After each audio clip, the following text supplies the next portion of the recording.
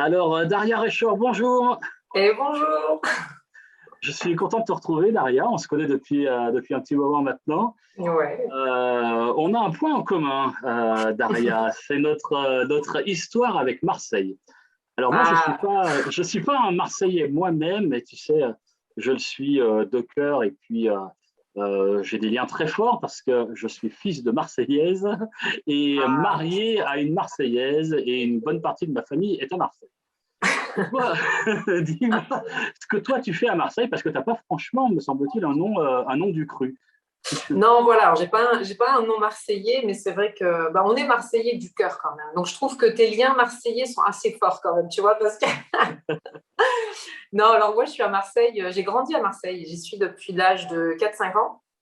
Et en fait, mes parents sont missionnaires. Donc, ils sont venus à Marseille. Ça va faire 30 ans le 4 juillet, en fait, que mes parents sont arrivés en France. Et on est resté un an au nord de la France. Et ensuite, on est rapidement descendu à Marseille. Voilà, parce que Dieu nous a appelés en tant que famille à venir s'installer à Marseille et le servir, quoi, tout simplement. Et donc, voilà, ça va faire 30 ans. Donc, ça fait quand même pas mal d'années, ouais. Donc 30 ans, donc ce week-end, tu fêtes tes 30 ans à Marseille finalement, C'est et ça, exactement. les 30 ans de ministère de tes parents à Marseille. Oui. Mm. Et donc toi, qu'est-ce que tu y fais toi aujourd'hui?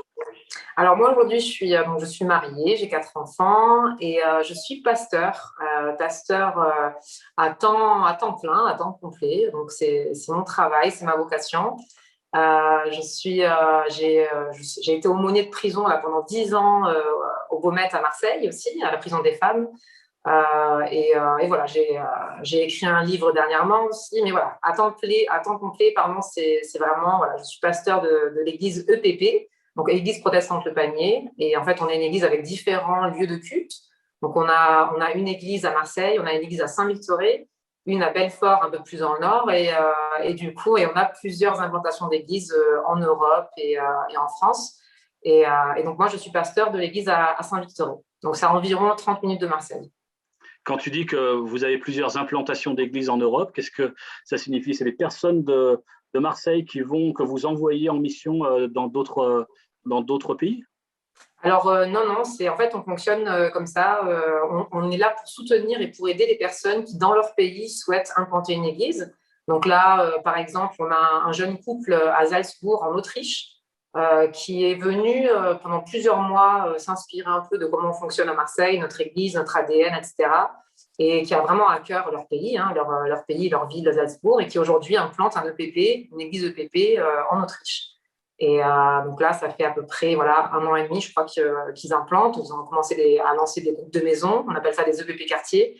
C'est comme ça que s'implante une église. On a différentes étapes voilà, d'implantation d'église. Mais là, c'est un exemple, on va dire. Alors, tu me dis que tu as été aumônier de prison. Oui. En quoi ça consiste, en fait, ce travail, on peut dire, ce Mhm. ministère, cet appel? C'est vraiment Ouais. spécifique? C'est très spécifique et c'est un milieu vraiment à part. En fait, l'aumônerie de prison, on dit toujours que la prison, c'est un monde dans un monde, en fait. Donc, oui, j'ai eu à cœur la prison, j'ai eu à cœur de servir dans ce domaine-là. En gros, l'aumônerie consiste à accompagner une personne dans son chemin de foi. Donc, je ne suis pas là pour imposer quoi que ce soit, mais par contre, je suis là pour accompagner les personnes dans un moment sombre et difficile de leur vie qui est la prison, pour apporter de l'espoir, expliquer qu'avec Dieu, avec Jésus, il y a une possibilité de rédemption, de pardon, de s'en sortir, voilà, de tout simplement pouvoir se relever malgré un échec ou un drame ou quelque chose qui aurait pu se passer. Et je dois dire que les dernières 10 années, pendant lesquelles je suis passée pratiquement toutes les semaines en prison, à la prison des femmes à Marseille, ça m'a fait tellement grandir. Enfin, j'ai appris tellement de choses. J'ai pu accompagner des centaines de femmes dans leur chemin de foi. Ça a été franchement une des expériences qui m'a le plus enrichie dans ma vie. Alors, ton cheminement, ton passage dans les prisons, dans la prison de Marseille, tu en parles pas mal dans le livre que tu as écrit récemment, qui est sorti il y a quelques mois, qui s'appelle La tempête passe, je le présente ici, tac. Dans cet ouvrage, tu parles pas mal de tes expériences, de ces rencontres avec ces femmes en prison, parce que tu étais dans le quartier des femmes. Mm. Et donc, Donc cet ouvrage, La tempête passe, est-ce que tu peux nous en dire quelques mots? Pourquoi ce Oui. titre? De quoi ça parle? Ouais. Alors en fait, le rapport avec la prison, c'est qu'en prison, on rencontre beaucoup de personnes qui souffrent, qui sont soit en pleine souffrance, soit qui ont une enfance de souffrance. Et en fait, je suis passée moi-même par beaucoup de souffrances dans ma vie, par beaucoup de tempêtes. Notamment, ça a commencé à l'âge de 9 ans où j'ai été abusée sexuellement dans le quartier, dans le vieux quartier de Marseille. Il y a eu un avant-après ce jour-là. D'ailleurs, c'est le premier chapitre de mon livre où j'en parle comme le premier jour du reste de ma vie. Parce que j'avais 9 ans, je sortais de l'école à 16h20. Et en voulant rentrer chez moi dans les petites ruelles du vieux quartier de Marseille, dans les petites ruelles du Panier, eh bien, il y a un groupe de personnes qui m'a attendu au coin d'une ruelle. Et là, je me suis fait abuser sexuellement. J'ai réussi à m'en défaire, je ne sais plus exactement comment, mais je suis partie en courant. Et en rentrant chez moi, en pleurant, j'annonce ça à mes parents. Mes parents qui pleurent, qui sont choqués de la situation, mais dans un réflexe, dans un bon réflexe, eh bien, ils m'ont sauvé la vie parce qu'ils ont prié pour moi. Et quand ils ont prié pour moi, j'ai eu une rencontre avec Dieu, en fait. C'est une rencontre avec Jésus qui était vraiment exceptionnelle et vraiment divine. Et dans cette rencontre que je décris vraiment en détail dans le livre, eh bien, à la fin de cette rencontre, Jésus se met à ma hauteur, me regarde dans les yeux, dans ce songe que j'ai, et me dit, Daria, est-ce que tu veux me consacrer ta vie? Et là, je réponds à Jésus, je lui dis, je rêverais de consacrer ma vie à toi, après avoir passé vraiment comme un temps très spécial avec Jésus, juste une demi-heure après mon abus. Et là, je me réveille et je suis complètement transformée. J'ai pardonné à mes bourreaux, j'ai plus de culpabilité, plus de honte. C'est vraiment un miracle que je vis instantanément. Et suite à ça, je me lève. La première chose que je dis à mes parents, c'est papa, maman, je veux servir Dieu, je veux consacrer ma vie à Dieu. Et voilà, donc je décris toute cette histoire, bien sûr, beaucoup plus en détail dans le livre, mais je crois en ce Dieu qui change le bien au mal. Et c'est une des raisons aussi pourquoi j'ai fait l'aumônerie de prison pendant des années. C'était pour apporter aussi cet espoir. Et le livre, en fait, c'est un livre d'espoir. Alors, je suis passée par beaucoup de souffrances. Celle-là, c'était quand j'avais 9 ans. Après, en tant qu'adulte, je suis passée par la maladie. Je suis passée par, voilà, j'ai eu une tumeur, j'ai eu une embolie pulmonaire sévère. J'étais sur mon lit de mort à l'âge de 25 ans. J'ai dû dire au revoir à mon mari. On a dû se faire nos adieux, en fait, parce que les médecins nous ont dit clairement que j'allais mourir dans 10 minutes.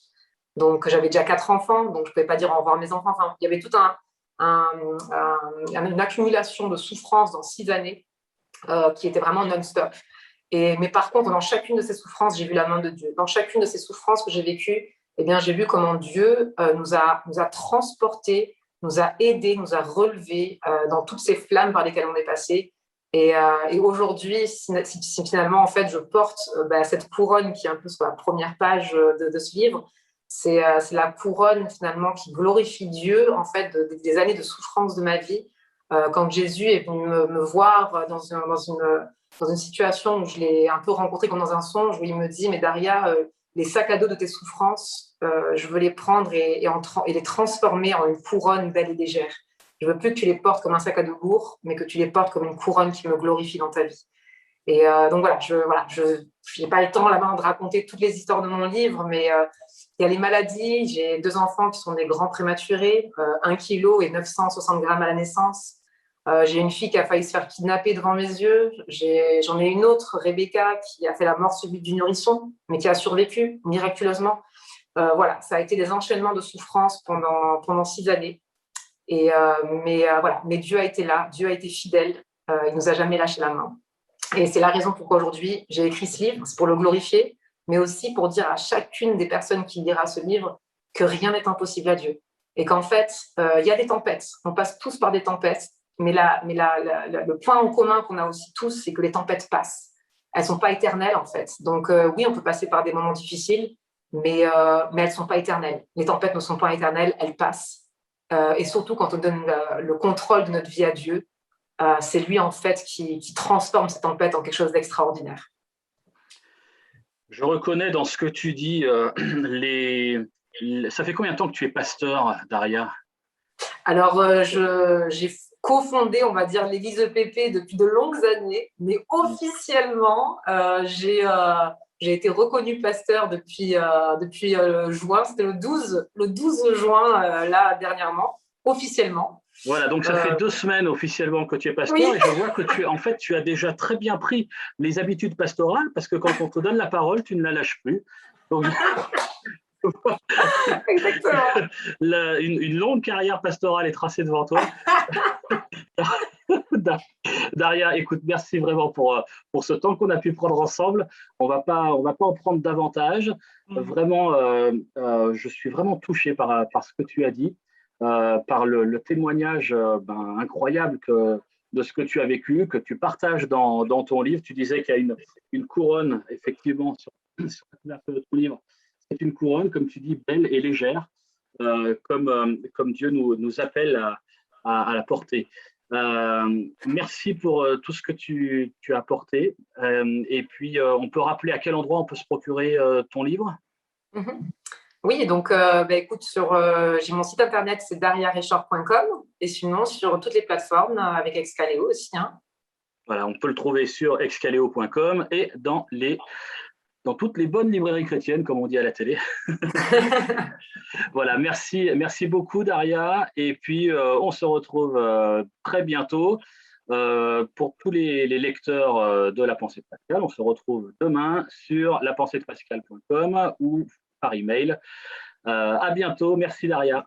Merci Pascal. Au revoir. Au revoir.